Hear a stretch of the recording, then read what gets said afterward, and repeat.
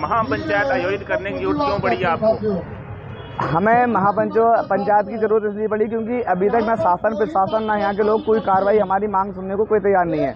हमारी बस मांग सिर्फ यह है कि जो 5-10 साल पुराने लोग हैं उनकी सैलरी में 25% की बढ़ोतरी हो, बस हमारी एक मांग ये है। लेकिन जो और हमारी मांग है, क्योंकि परमानेंट लोगों को ठेकेदारी में डाला गया है, जो हमारे यहाँ कानून नहीं है उन लोगों को अवैध रूप से गैर कानूनी रूप से ठेकेदारी में डाला गया।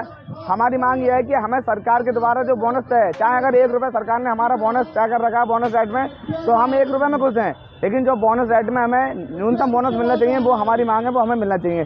दूसरी मांग ये है कि जिन परमानेंट लोगों को अपने ठेकेदारी में कराया उन्हें दोबारा परमानेंट किया जाए और उन्हें स्थायी नियुक्ति पत्र मिले। सुप्रीम कोर्ट का आदेश है कि जिसने 240 ड्यूटी करी है वो परमानेंट का हकदार है, परमानेंट लेटर का हकदार है। 240 साल भर में 240 दिन ड्यूटी करी है साल भर में जिसने साल भर में 240 ड्यूटी करी है उसे परमानेंट लेटर मिलना चाहिए। तो हमारी मांग यह है कि सुप्रीम कोर्ट का आदेश है वो हम पे लागू हो, हमें परमानेंट लेटर मिले।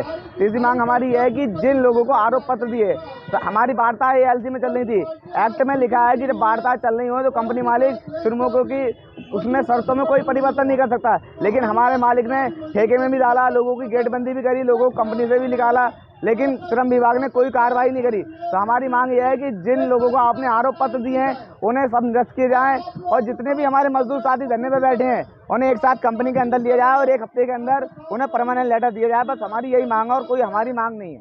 आज से आप लोगों ने बोर्ड पे लिखा हुआ है आमरण अनशन पर भी बैठेंगे, वो भी लिखा है, क्या उस पर बैठेंगे आप? हाँ, आज से हम पंचायत समाप्त होने के बाद हम आमरण आसन में बैठेंगे और आमरण आसन पर अगर किसी बंदे को कुछ होता है तो सारी जिम्मेदारी यहाँ के शासन प्रशासन और यहाँ के नेताओं की रहेगी, क्योंकि हम नेताओं के पास भी गए, शासन प्रशासन के भी पास गए हैं। जब हमारी कोई सुनने को राजी नहीं है तो हमारा लक्ष्य भी यही है कि अब मरने को क्या बचा, हमारे पास नौकरी है नहीं, पैसे है नहीं, खाने के लिए कुछ है नहीं, तो यही आमरण अनशन।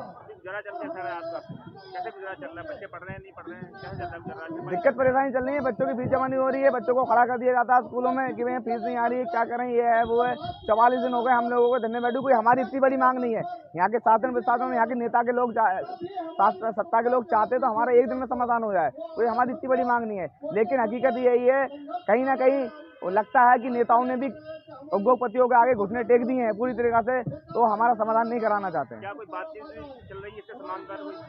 अभी कोई बात नहीं चल रही है। जो अरविंद सैनी जी थे उन्होंने हमारी वार्ताएं बंद कर दी थी, लेकिन जो दूसरे ALC आए हैं, मीनाक्षी कांडपाल, उन्होंने हमारी वार्ता चालू कर दी। तो हमारी वार्ता 14-15 तारीख को ALC के अंदर है। लेकिन ये जो लोग धरने पे बैठे हैं, हम इनके लिए कह रहे हैं इन्हें एक साथ कंपनी अंदर ले, इन्हें एक साथ परमानेंट लेटर दे, और हमारी कोई मांग नहीं है। आज कौन सी शेतपुली की यूनियन ने यहाँ पे पार्टिसिपेट किया है? यहाँ तो इंट्राक है, लुकास हैं और हैंकल हैं, और कंपनी के लोग छुट्टी के बाद यहाँ पर आएंगे हमें समर्थन देने। हैंकल भी कल बैठ के धरने के ऊपर? हाँ, हैंकल वालों को भी 3 दिन हो गए धरने पे बैठे हुए, वो भी हमारे साथ में है।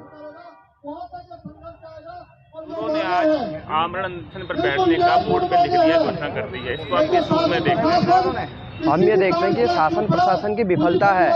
यहाँ का श्रम विभाग, यहाँ की सरकार, मुख्यमंत्री खुद श्रम मंत्री हैं, वो सुन ही नहीं रहे मजदूरों की। यहाँ दर्जन भर विकलांग मजदूर जिनके हाथ यहाँ से कटे कंपनी में, उन मजदूरों को कंपनी से परमानेंट नौकरी से निकाल करके अत्याचार किया डॉल्फिन कंपनी मालिक प्रिंस धवन ने। ये औरतें बैठी हैं, परमानेंट मजदूर थी, इनकी परमानेंट नौकरी ख़त्म करके इनको बेरोजगार कर दिया है। ऐसी 4000 मजदूर जो परमानेंट थे उनकी नौकरी से निकाल दिया उनको, जब इनकी कहीं कोई सुनवाई नहीं हुई। महापंचायत हुई, विधायक आवास पर इन्होंने जो है क्या कहते हैं पद यात्रा के 3 कार्यक्रम ले चुके हैं, बड़े बड़े कार्यक्रम में कर चुके हैं, कहीं कोई सुनवाई हो नहीं रही है। तो ये पूरे रुद्रपुर शहर को संदेश देना चाह रहे हैं जी, जब शासन प्रशासन जिस पर जिम्मेदारी थी कि वो श्रम कानून को लागू कराती, सही गलत का परख करती और गलत के खिलाफ में, कंपनी के खिलाफ में कार्रवाई करती, इन गरीब महिलाओं के साथ में न्याय करती, जब न्याय की सारी उम्मीदें ख़त्म हो गई हैं तो ये अपने प्राणों को दांव पर लगा करके जो आमरण अनशन पर बैठ रही हैं आज, और रुद्रपुर शहर की जनता को ये दिखा रही हैं कि ये यहाँ पूरा रामलीला, यह आपका विजयदशमी का मामला बनेगा। दशहरे के दिन रावण के पुतले दहन की पूरी तैयारी चल रही हैं। ये उपदेश देंगे नेता, सारे बड़े बड़े अफसर भी यहाँ पर आएंगे 12 तारीख को, कि ये जो है अन्याय पर न्याय की जीत थी बोलेंगे, मतलब जो क्या कहते हैं दशहरे को। वहीं दूसरी तरफ जो है अन्यायी जो कंपनी का मालिक प्रिंस धवन है, जो सारे नियम कानूनों को तोड़ रहा है, उनके साथ में यही लोग जो प्रवचन देंगे उस दिन, वो जो है खड़े हैं, गरीब महिलाओं को और विकलांग मजदूरों को, बाकी मजदूरों को दबा रहे हैं। तो ये रुद्रपुर शहर की जनता को बता रहे हैं कि आज वो नवमी है कल को, और आज अष्टमी का त्यौहार है, कन्या पूजन का जो पूरा कार्यक्रम चल रहा होगा पूरे देश भर में, चल ही रहा है यहाँ रुद्रपुर में भी। इन औरतों की कोई सुनने वाला नहीं है यहाँ पर को, तो इसको लेकर के कि जनता साथ में आएगी। ये जो दोहरापन है, दोहरे मानदंड हैं, बातें बड़ी अच्छी कर लेंगे, लेकिन ये ताकतवरों का, पैसे वालों का साथ दे रहे हैं, गरीबों को दबा रहे हैं, उसके लिए कार्यक्रम चल रहा है जो फैक्ट्री मालिक हैं वो अपने मजदूरों से करते क्यों हैं? धरने बंद कभी कभी वो मान भी जाते हैं, लेकिन फिर कुछ टाइम में वहीं पे आ जाते हैं। इसको किस रूप में देखते हैं, अगर क्यों करते हैं?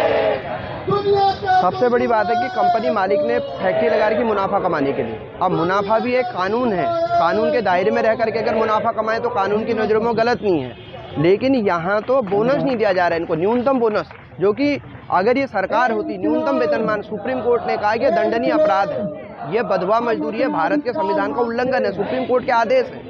अगर यहाँ का प्रशासन शासन होता तो कंपनी मालिक अभी जेल में होता, लेकिन कोई कार्रवाई नहीं कर रहे।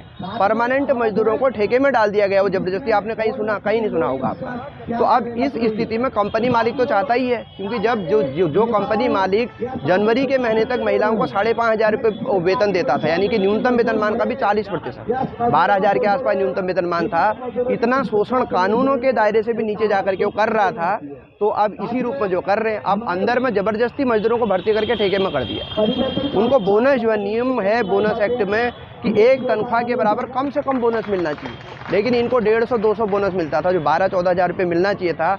अब इतने पैसे वो खा रहे हैं, बचत कर रहे हैं 2 नंबर के उसमें, तो ये कंपनी मालिक यही चाह रहा है। कोई नियम कानून डॉल्फिन कंपनी में है ही नहीं, उनका इंटरेस्ट यही है कि ऐसे ही चलता रहे। अब ये मजदूर भारत के संविधान, सुप्रीम कोर्ट के आदेश और भारत के श्रम कानून को लागू कराने की मांग कर रहे हैं, लेकिन इनकी सुनवाई नहीं हो रही।